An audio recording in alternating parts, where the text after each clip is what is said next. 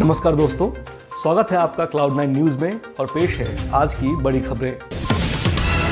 JDU के नेता CM Nitish Kumar को प्रधानमंत्री बनाने के लिए मिशन नीतीश में जुट गए हैं। उपेंद्र कुशवाहा और केसी त्यागी के बाद अब पार्टी में नीतीश कुमार को पीएम मटेरियल बताने की होड़ लग गई है।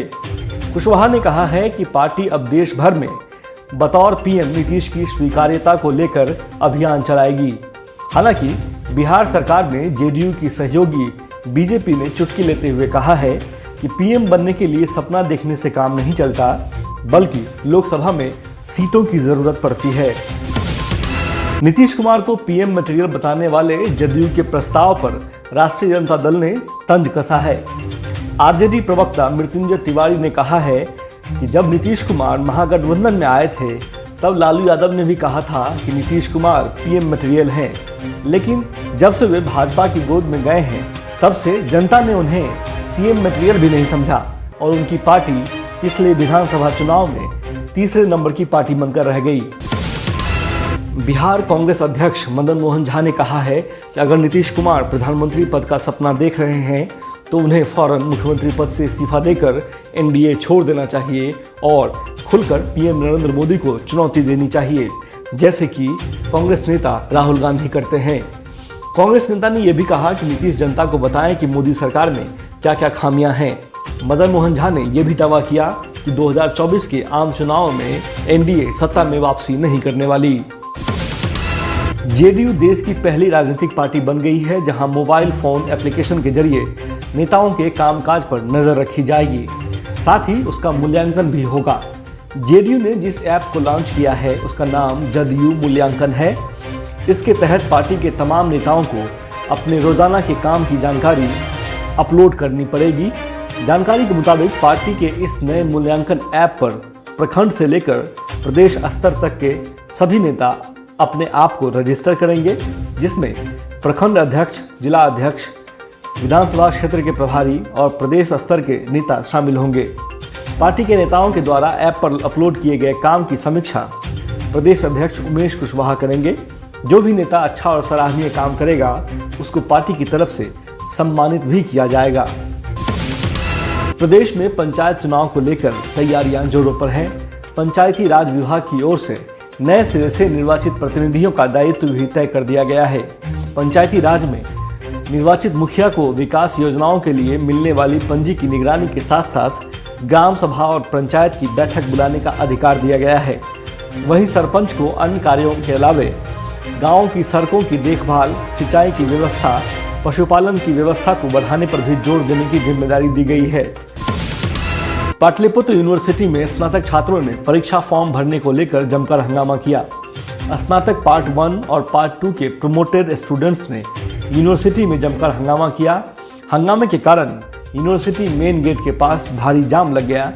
जिला प्रशासन के हस्तक्षेप के बाद छात्रों का हंगामा शांत हुआ और विश्वविद्यालय प्रशासन ने उन्हें पार्ट 3 का फॉर्म भरने की इजाज़त दे दी। आज 1 सितंबर है और आज ही के दिन 1956 में भारतीय जीवन बीमा निगम यानी LIC की स्थापना हुई थी। 1956 में जिंदगी के साथ भी और जिंदगी के बाद भी जैसी असरदार टैगलाइन के साथ LIC ने देश के लाखों लोगों को बीमा की सेवाएं देनी शुरू की थी। आज ही के दिन यानी 1 सितंबर 1909 को भारत में डिक्शनरी के जनक माने जाने वाले फादर कामिल बुल्के का जन्म हुआ था।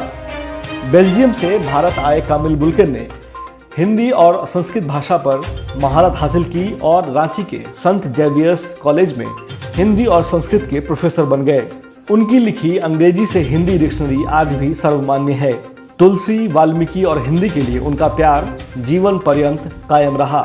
उन्होंने 1950 में भारत की नागरिकता ग्रहण की थी। भारत सरकार ने शिक्षा के क्षेत्र में उम्दा कार्यों के लिए उन्हें पद्म भूषण से सम्मानित किया था। जोधपुर जेल में आजीवन कारावास की सजा काट रहे 80 वर्षीय आसाराम को सुप्रीम कोर्ट से झटका लगा है। शीर्ष अदालत ने आसाराम की एक याचिका खारिज कर दी है, जिसमें उसने इलाज के लिए सजा में अस्थायी राहत की मांग की थी। कोरोना वायरस से संक्रमित होने के बाद से आसाराम लगातार स्वास्थ्य संबंधी परेशानियों की शिकायत करता आ रहा है। उसने उत्तराखंड में एक आयुर्वेदिक केंद्र में अपना इलाज कराने के लिए 2 महीने के लिए अंतरिम जमानत देने की मांग की थी। कोर्ट ने कहा है कि आसाराम को जेल में ही आयुर्वेदिक चिकित्सा उपलब्ध कराई जाएगी। पटना से जम्मू, आगरा व अमृतसर जाने वाली 10 ट्रेनें रद्द कर दी गई हैं। रेलवे द्वारा इन ट्रेनों का परिचालन अलग अलग तिथियों में रद्द की गई है।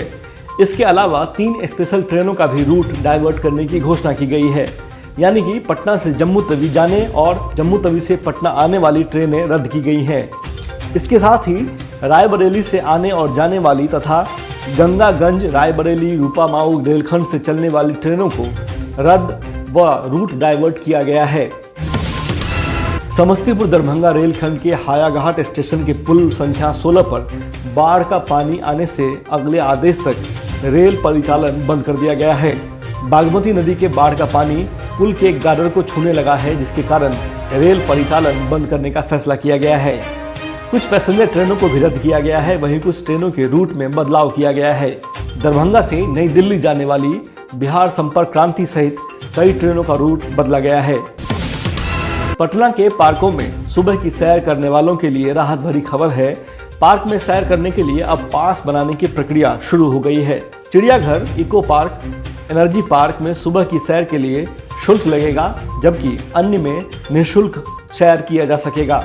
हालांकि सुबह के अलावा कभी भी पार्क की सैर के लिए जाएंगे तो आपको शुल्क देना पड़ेगा। बिहार सरकार ने आंगनबाड़ी केंद्रों को ई लर्निंग सेंटर के रूप में डेवलप करने का प्लान बनाया है।